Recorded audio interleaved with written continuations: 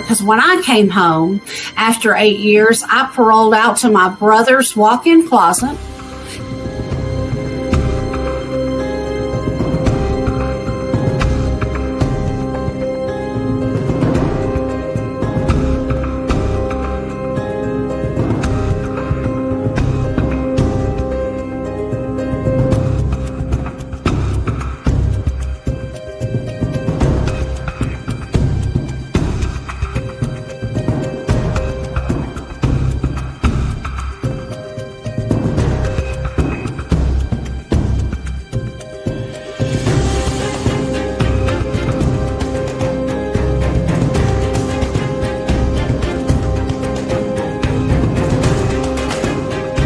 I still got 3 years of parole left.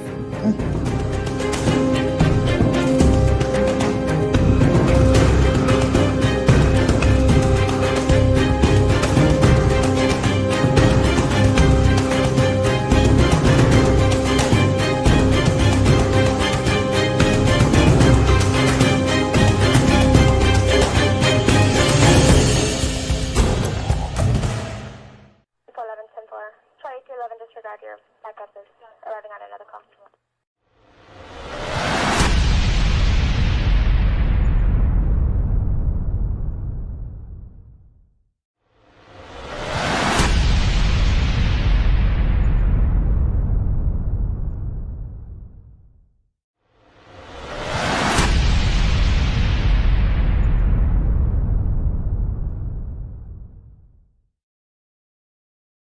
Hello everybody, it's Dr. Ruben West with Brad Lea on the show.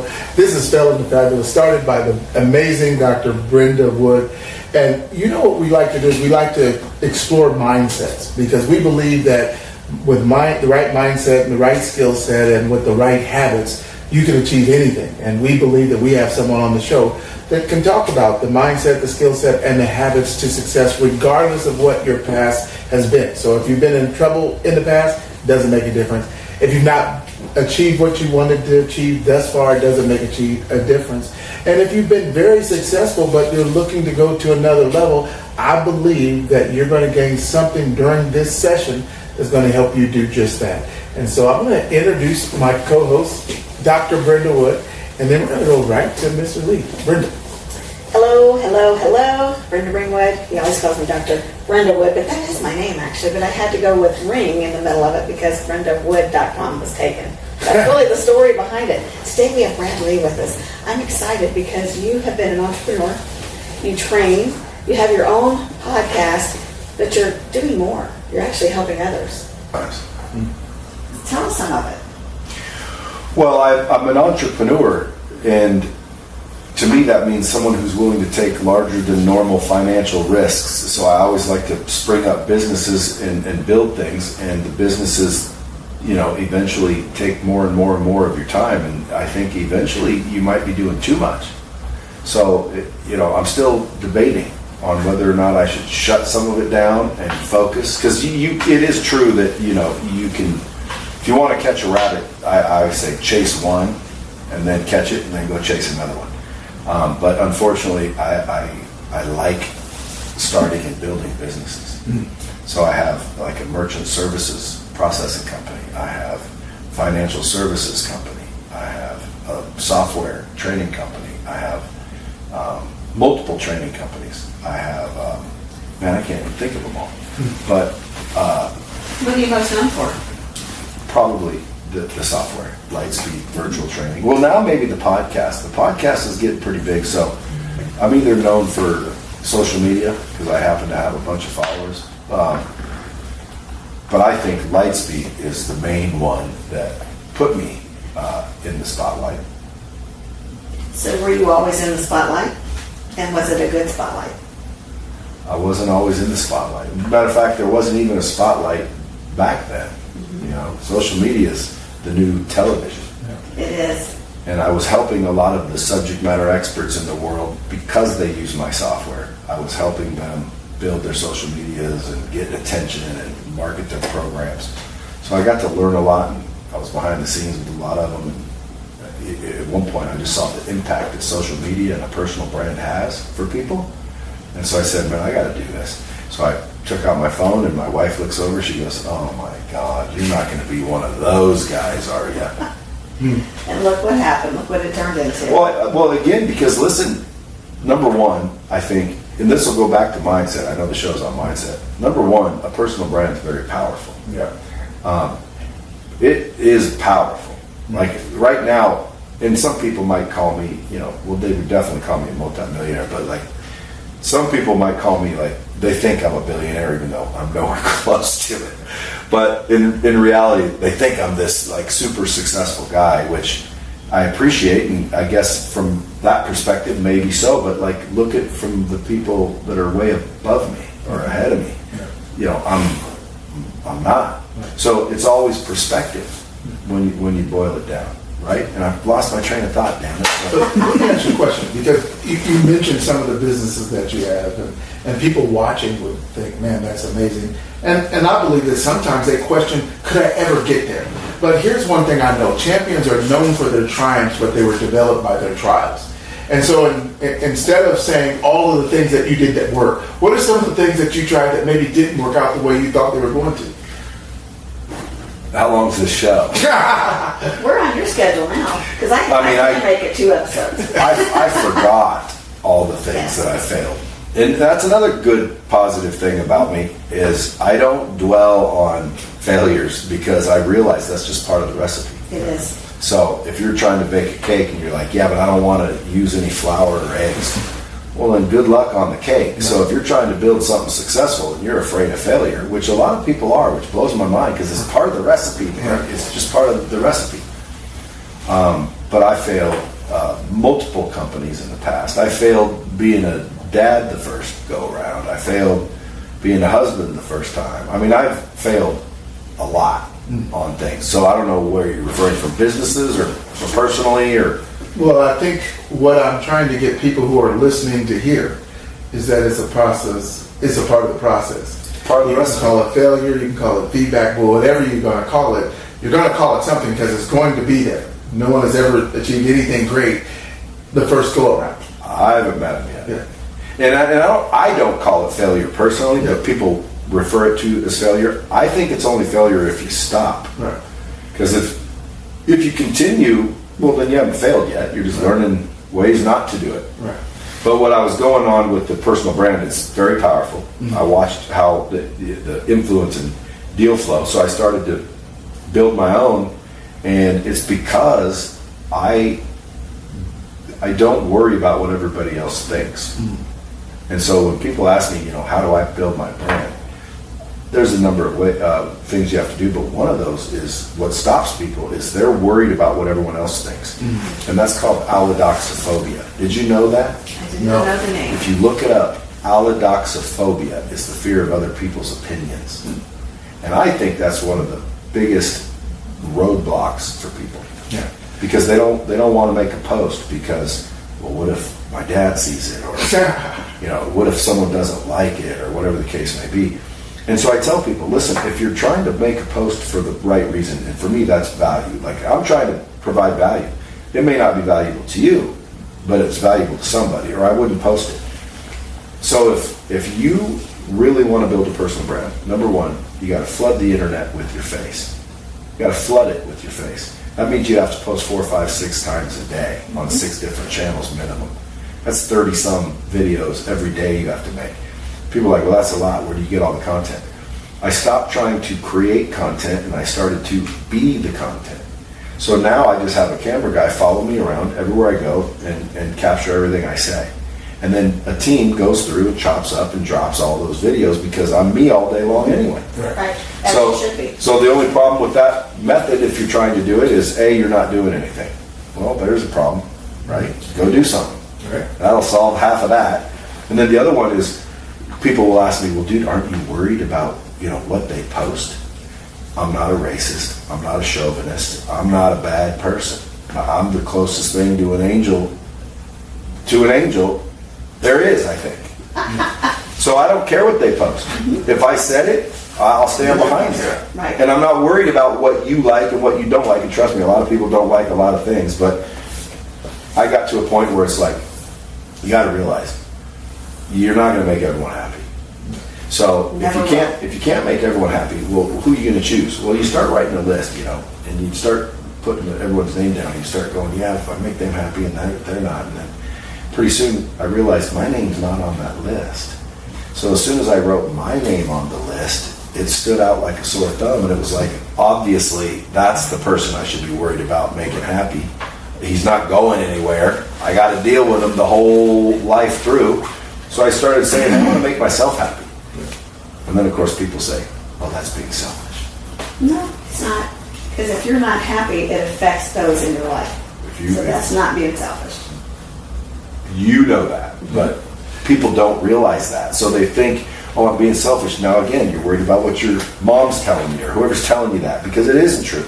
If I want the best for you, then I need to be the best I can be. That's right. So I need to focus on myself. I need to worry about myself and not worry about you, because I forgot who said it, but they said, hey, do me a favor. I'll worry about me for you, and you worry about you for me. That's good. Just going back to what you said about, if something happens, as long as you keep going, then you haven't failed. What I hear you saying is that plans fail, but people quit. It's not whether it could have happened or didn't happen. You just stopped. So you never really know what the outcome could have been. You quit. Yeah. And as long as you keep going and you don't quit, you haven't failed. I don't see how you can, because in my book, the only way to fail is to quit. Yeah. Because if I take Thomas Edison, if he'd have stopped after 300 light bulb attempts, there wouldn't be one, Right. and that would have been a failure. Right. But the times that it didn't work wasn't a failure; it was part of the recipe. Mm-hmm. So to me, the only way to fail is to quit, and I have failed because I quit. I started this company called Armor Guard, and it was a fire retardant, safety company. And I thought I was going to be rich, because I don't know if you guys ever saw. I don't even remember what it was called, but you can have a fire and you pour this invisible something and it just smothers the fire. It's crazy. Suffocates it. Yeah, and then I'd spray this stuff on a Christmas tree and try to get people to light it. No way you could light the thing after you spray your tree with this spray. So I'm thinking, man, everyone's going to want this. This will stop fires. They can spray it. The governments can spray it on forests, and there'd be no more forest fires. Because I don't know if you know the first story about me fighting forest fires, but I thought I was going to be a billionaire. Yeah. I couldn't get anyone to do anything with it. It's weird, because I've come up with a couple of ideas. One, I failed because I quit. It was called Magic Money Fun Packs. Now, these Magic Money Fun Packs were based on these coupon books I would see my parents get, and you could buy one, get one, and there was all kinds of deals in it. Yeah. Well, I thought, why do I have to buy one to get one? What if I could just put a book together where you just got one? Yeah. You know what I mean? How'd that work? It worked phenomenal. I went around to all these businesses and I convinced these businesses I don't want to buy one, get one, bro. I want a free one. They're like, what? We can't do that. And I talked them all into it. And I had a book. It was $2,200 of free stuff. Hamburger, milkshake, tan, dog grooming, oil change, car wash.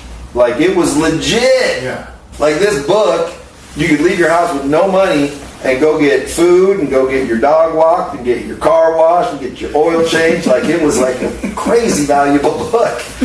And I'm like, this is magic money, man. So I called it Magic Money Fun Packs, and I went and I printed up a bunch, and I'm thinking, man, I'm going to be rich with this. So I figure I need people. So I rented a booth at the swap meet for 3 days. And it was a Friday, Saturday, and a Sunday. And I think the Sunday was Easter. Mm-hmm. So Friday, Saturday, I'm sitting there. All I have is this table with the magic money and signs, and I'm a salesperson. I couldn't get anyone to buy a damn book for $20. I couldn't get you to give me $20 for $2,200 worth of stuff. Wow. And I'm a good salesperson. Day one, bust. Didn't sell any. Day two, ain't selling any. Getting ready to be, time to shut her down for the night. So I thought, let's make them $5. couldn't sell I one. didn't see the value. Nobody would buy one, even for $5. So at the time, my wife was a little bit of a hoarder. So she had all the crap that I wanted thrown out just in the garage, because, you know, to her that was thrown out. So broken answering machines, tennis rackets that didn't have strings, weights. Remember those weights that were like plastic, but if they broke them open, there was cement inside? yeah. Yeah, so weights that were broken. Like, you didn't know if it was 20-pounder or not because there was cement missing. So, like, it was just garbage, all garbage. And so I told my wife, I'm loading up all this stuff and I'm putting it in the booth, because I had to have that booth no matter what. And then I took these plastic champagne flutes and put Easter eggs in them and wrapped them in pink cellophane and brought up and the baby bassinet that was broke, it was crooked, so like you couldn't use it because it was broken. And I brought the baby bassinet there and this old stuffed bunny and put the Easter eggs in there, and I put a sign in there that said like freaking $5, which was a plastic cup with some Easter eggs. It was like nothing. I sold out everything. No way. Everything sold. Broken answer machine. How much you want for that? How much you want for that? I'm like sitting there going, You're gonna buy your book full of nobody stuff. wants Wow. value. They want garbage. Yeah. They just want garbage. So I just went and got garbage, and that taught me, like, you know, you gotta, you know, get people what they're asking for. Right. So, you know, I learned sales at a very young age, unfortunately. Didn't realize it was a skill. I just had, I guess, intuition. It is a skill. It is a skill, Oh, it's a and not skill. everybody can do it. Listen, if your listeners want to know how to become financially successful, because there's all kinds of success, and money isn't it, but I think it's part of it. So financially successful, anybody asks me, I say, step one, you got to get in the position to receive commission. I like that. So if you ask yourself, is there any way I get commission, and the answer is no, you better change that right now. You got to get in the position to receive commission, period. Because otherwise, you're limited. So, fortunately, when I was 6 years old or 7, maybe, they gave me the candy bars at the school, and I went around to try and sell candy bars. World's famous chocolate. Yeah, with almonds, with and without, but with almonds, those were the best back then. And they're not the same anymore. No, and they're smaller. But they were delicious, man. So they give them to the first graders to go basically hawk to their families so they can raise money for their school. So they gave me a box, and you know, everyone was supposed to get a box and go sell them. There was like 24 or something in a box. So I go home and my brothers eat a couple. You know, so now I'm in debt already. And my family was blue collar. No one was buying all the candy bars. So I just decided to go knock on doors. So I just started knocking on neighbors' doors. And after about 4 or 5 doors, I realized that this is going to take forever and this isn't working very well. So I decided, let me come up with a little pitch. So I knocked on a door and I put the candy bars behind my back. And I knocked on the door and they'd open the door and I'd say, hey, do you know the phone number to a good roof repairman? And they'd say, what? I said, do you guys have the phone number to a good roof repairman? And they say, no, why? Why are you asking this? Yeah, and so I pull out the candy bars and I go, because if you taste one of these, you're going to go through your roof. They started buying a box at a time. They're like, oh my God, give me them all. And so I just started selling. And I'd go back to the school and they're like, where's your candy bars? And I go, I sold them all. And they're like, no way. And I give them the money. They're like, oh my God, can you sell these? And they give me more and more and more and more and more. And I literally sold all the candy bars for the school and people that couldn't sell them by just knocking on doors. So many people don't want to do that. But I didn't realize it. I was only 6 or 7, so. People don't want to do it as adults. Well, that's the mistake. It is. So you need the skill of closing and persuasion, and that's selling. So to me, you got to get in a position to receive commission if you want to be financially successful. I love it. So I'm sure people are wondering why you're on the From Felon to Fabulous show. And that's because you're I'm fabulous. You are, so am I. But we have something in common. What is that? We're both felons. Well, I'm not. Oh, so let's talk about that. Well, I don't identify with it. Okay. I do have a past conviction. Gotcha. Yes. But again, I personally don't identify with it because A, I was young, and B, what's that got to do with anything? It doesn't. I'm so glad to hear you say that, and that's what I want to talk about. Tell our viewers that have been to prison that it really is just a blip on their lifeline. Tell them why. Well, it could be. It could be your excuse too. It could be. Because there's people that get out of prison and think no one's going to hire them and no one's going to trust them and blah blah blah blah blah. And first of all, A, that's not true. And That's correct. And secondly, if you have the right mindset, it also could have been the time you needed to come up with a killer idea. It could have been the time you needed to better yourself. Because I don't believe that, success is waiting for you. I think success is waiting for the person you need to become. I like that. So when you go to prison, sometimes, man, you get a lot of time to sit there and reflect that you would have never have It gotten. did for me. Again, I mean, listen, I don't rest on a story that I've been to prison because it really wasn't a prison. It was more of a camp. It was a camp, actually. It's called a work camp. But I mean, when I hear prison, I'm thinking iron doors and I was there. and slashings and whatnot. I didn't go there, thankfully. But I did get tied up with the wrong people and ended up having to plead guilty to some case because the way the federal guidelines work, they threaten you with such a long, ridiculous punishment that if you don't plead guilty and you lose, you're in some serious trouble. So they basically make it so obvious to plead guilty. The federal court system, if everyone pled not guilty, they would be backlogged for probably 100 years. So if everybody's listening and you have trials coming up, just everybody plead not guilty at one time, and then they won't ever get to you anyway. But in reality, the reason they have such a high conviction rate is not because they're so good and everybody's so guilty. It's because you plead out. Otherwise, you're facing 100 years for stealing a candy bar. Especially in the feds.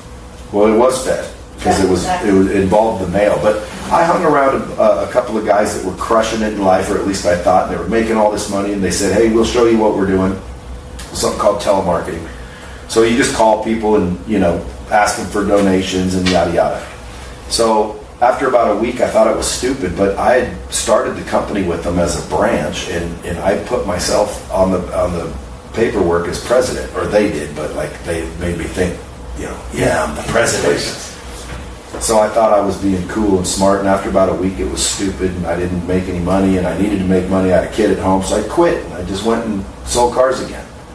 And so, I thought that was that. And then 4.5 years later, they knock on my door and they're like, "Hey, is this you?" I'm like, "Yeah, that's me. What's up?" And they said, "Well, come talk to us." And that was the FBI. So I went and talked to them, and then they said, "Okay, well, we'll let you know if we need anything else." And I thought that was the end of that. And then 2 weeks goes by, and they knock on my door and said, "Turn around, you're under arrest." And I said, "For what?" They said, "Well, as the president of this operation, the rule is you knew or should have known. Whether you did or didn't is irrelevant. You knew or should have known that you were breaking the law." And I still, again, I don't want to be the guy that says I didn't do anything. But I still don't think that the law was being broken. I think with political pressure, they made stuff. Again, was it ethical? Not the most ethical, but was it illegal? Well, apparently, because they got a whole bunch of people in trouble for doing it. But to me, calling someone and saying, "Hey, do you want to make a donation?" and you say yes, and I took your donation, how is that illegal? You made it voluntarily. I didn't rob you. I called you and asked you if you wanted to donate. What the hell? How is that illegal? Let me ask you that. And I didn't even do it. Did you get anybody? No, I didn't get anyone to donate, which is why I quit. But Did you get any of that in your pocket? No. That's the other part. But then again, my name was My name was on the paperwork, the company, as the president. And when you're, president of a company, you're responsible. That's why I have some charges. Is because I was the president. Yeah, and that's why they put me as the president. And I thought they liked me. But at the end of the day, that's why I say I'm not really a felon, because I didn't do anything. But technically, if you look up the records. The internet wasn't around back then, so it's not all over the internet. But if you look and you dig, yeah, you'll see that I was convicted for, I think, aiding and abetting mail fraud or something from You're a scary 19. dude, Brad. Yeah, dude, I'll get you. Do the math. Yeah, but again, as I was saying earlier, like, you know, I didn't do anything, but I had to go do some time for that and become a felon. But I did a whole bunch of things that no one ever caught me for. I think we're all guilty of that. Yeah, so in my mind, maybe that's why I was okay with it, like, you know, because I justified it by going, listen, hey, if they caught me for all the shit I did do, I probably got more time. So I'm calling this a clean slate. Yeah. Well, I didn't do any of that bad, but, you know, and it probably would have been state. And looking back, that would have been better. Like, people that have state charges, they can get them expunged, they can get pardoned. You know, when it's federal, like, dude, it's the president involved. And you know, if you know what's going on nowadays, it's like, you just got to pay now. So whatever. But fortunately, it didn't stop me. You know, I got out, went to a halfway house. You know, they said you're not allowed to drive. Of course, so that just means I parked 3 blocks away. You know, you're not allowed to, like, win. Yeah. So I just won without them knowing. You know, that's why I don't like the whole system itself, because it is not fair. designed. It's designed for you to fail. It keeps you down, and it sucks because these guys paid their dues, man. You gave You're me not allowed time. to even associate with other felons, but yet they put you in a halfway house to live with felons. That makes no sense to me. But you're supposed to be successful. You're supposed to go out and get the job. Well, guess what? Most jobs are not going to hire because of that label. So now you're working with a bunch of felons at the only company that hires felons. Well, I told you how to get by that. Okay, so Yeah, if anybody's listening, let them hear this. This will be well, if great. anybody's listening, because when I got out, see, I was smarter than the average bear. Imagine that. So in Nevada, you needed a sales license to sell cars. Well, I was selling cars. That's what I did. I wasn't a felon. I was a car salesman. Not much better, they say, but in reality, I was selling cars, and you had to have a license to sell cars. So when I went to the camp, I told everybody out on the outside, make sure you pay that when it comes up again, so I don't have to reapply. Because if you let it expire, You have to you have to redo it. So I just kept paying that license, and when I got out, I had a sales license, and it was still valid. Thank God. See, again, but I knew I don't want to lose that license because that's how I made money. Right. So when I got out, I had a job waiting for me. Most people don't. No, most people don't, and most people have to now go fill out an application. So if they're in that situation where it says, have you been convicted of a felony, just put a check in between the yes and the no. Closer to the no, but not in the no. So like when you look, it looks like he probably meant no, but don't. They don't question it. Yeah, but don't lie. Because again, now I'm far beyond my old days, and now I believe you shouldn't lie. Even if you're guilty, dude, don't lie. Don't be a dirtball. The truth does come out. Yeah, so at the end of the day, when I got out, I had a job, so I didn't have to do this, but when I would look at these applications, if you just put a check mark between the yes and the no, 9 times out of 10, whoever's looking at your application won't even look at it. Unless, of course, you're applying for something that requires, goody two-shoe level. Because there's so many opportunities, and not only that, you don't even need a job. Right. You need a brain in your head, you need to be willing to work, and you need the ability to sell clothes and persuade people, and you can go to work for 1 million people that will let you sell their stuff. If you're a felon, you can come work for me right now, because I don't judge. All you need is like ethics, integrity. Now, well, if you go to prison, they won't have those. See, that's bull. That's right. nonsense. That's what our people need to hear. Their family need to hear that, because they might have a son, a daughter, a brother, a sister, a cousin, an uncle, a grandfather, whatever, that's been to prison. It doesn't make them bad. Well, it depends on what for, doesn't it? It does. Yeah. It does. If you went to prison for pedophilia, that's you're probably in trouble. You might not come out. Well, not only that, but that's different.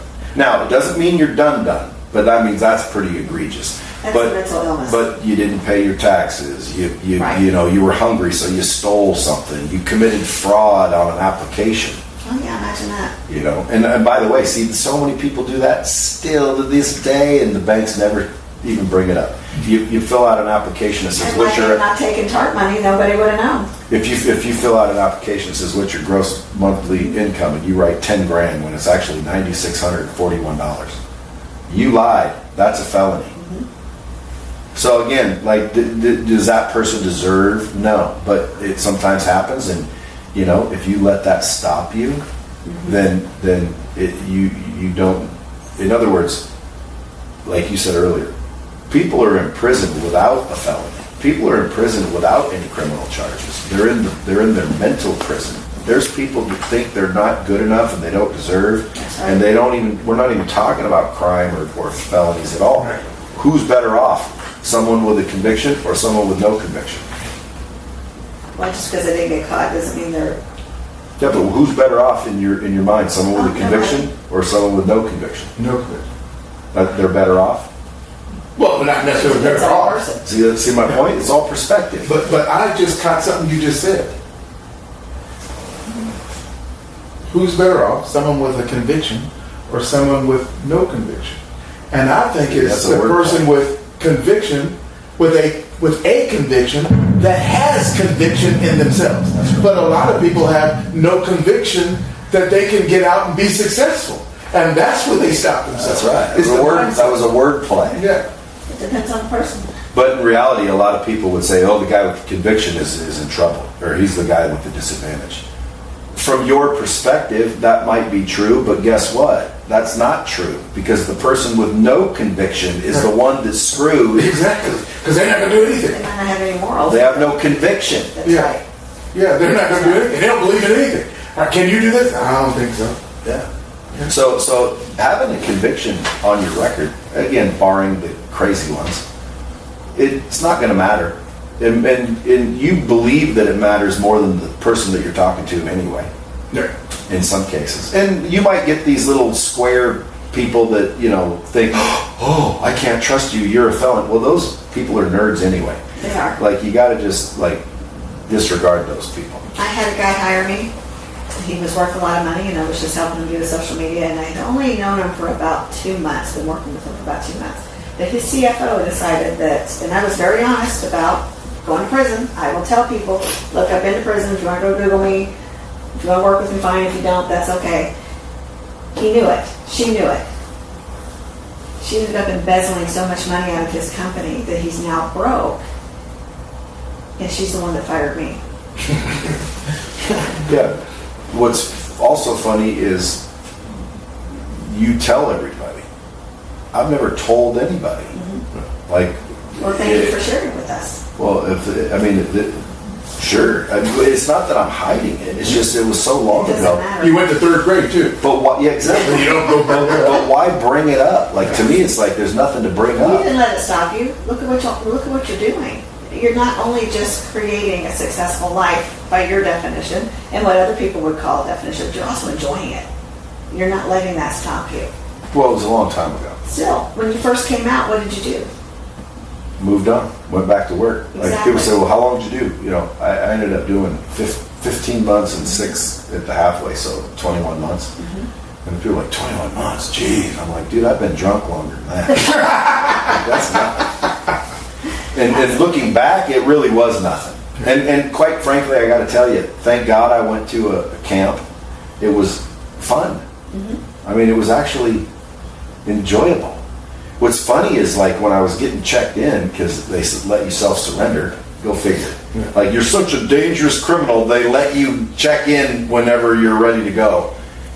Like, dude, if I broke the law and I'm a criminal, why would you let me check myself in? Why would you even trust that I'm going to? Right. So it's a lot of the things they do are stupid, but they let me. The judge knew that I didn't do anything, and he was handcuffed to sentence me because of the guidelines. And he apologized. If you go look at the transcriptions, well, if you look at the transcriptions of my case, it'll say in there that the judge apologizing to the defendant. Yeah. Because he knew I didn't do anything, but he had to sentence me. So he said, hey, you need some time to get things in order. And I'm like, what do you mean? He goes, well, I'll give you self-surrender. Normally it's 30 days, but if you need a little more time, I can give you a little more time. I'm like, yeah, as much time as you can give me would be great. I always say like 2 years. But he said, okay, 90 days. So I'm like, cool. So I had 3 months to prepare and whatnot. Yeah, I didn't get that. But I didn't have, I was a regular Joe. I had bill problems. I had all these problems, financial problems, mental problems, not mental problems, but like, in other words, pressure and all that. Right. So to me, it was like a break. I was looking forward to it. No phone bills, no rent, Didn't have to cook. no nothing. I don't have to pay. I don't have to stress. I could just go in there and relax. And when I got there, I got a little nervous, and they were like, "You affiliated with any gang members? You got any tattoos?" And I'm like, "No, why? Am I going to get killed in here?" Like, I was all scared, and then they finally give me my stuff, and they send me out the door, and they tell me where to go, and I walk out, and I'm in a big open courtyard with grass and nice buildings, and I'm like, this is crazy. People are playing bocce ball, and there's people over there on the track walking, and like everybody's, hey, how you doing? And I'm like, pretty good. And I'm like, oh my God, like, what was I afraid of? This was crazy. But I was scared in the beginning because I still don't know who's there.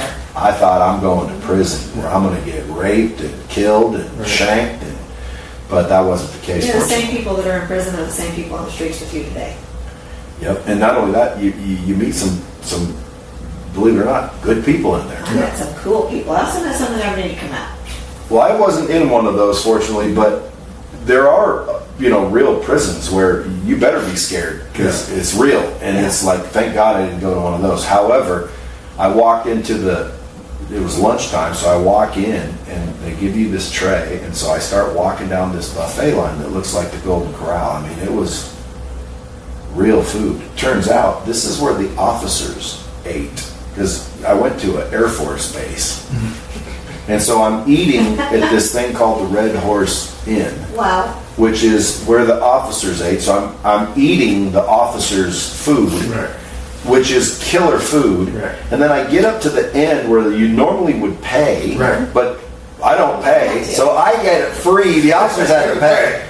So it's a free buffet, and every single day, 3 times a day. And I get up to the end, and there's one of those carousels you see with the desserts inside. Yeah. And I'm seeing like apple pie and chocolate cake and frickin' banana cream and coconut cream and key lime and cookies, and I'm talking unbelievable. And so I'm looking in there, and the lady looks at me and she said, "You only get 2. Two? Not one, Okay. 2? You only get 2. Wow. And I'm like,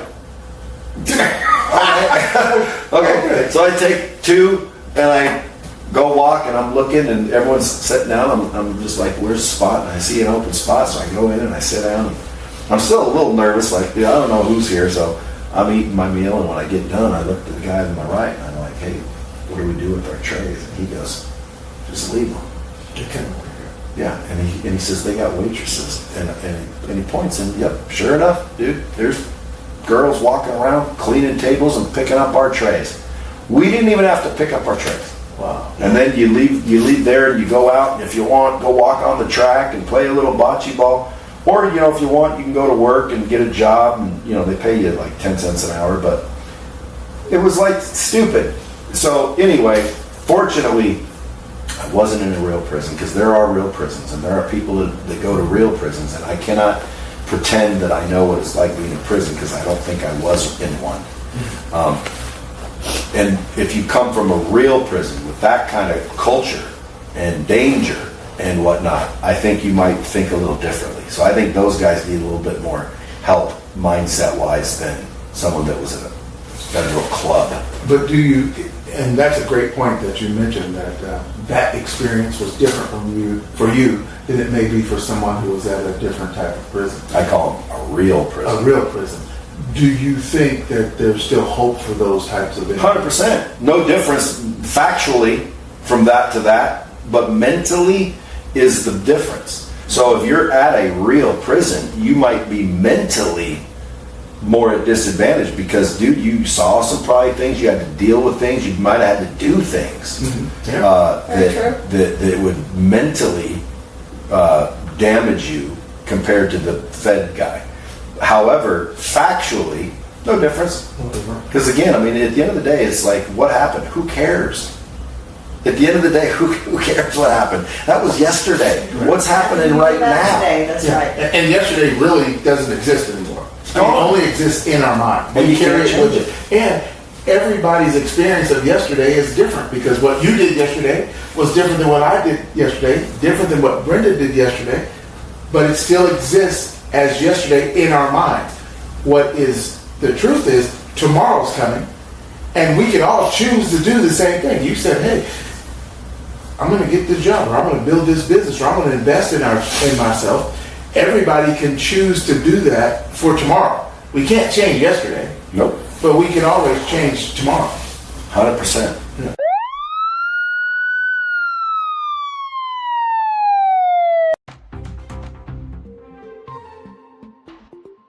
Or do you want to be the person that's helpful, that soothes, that loves?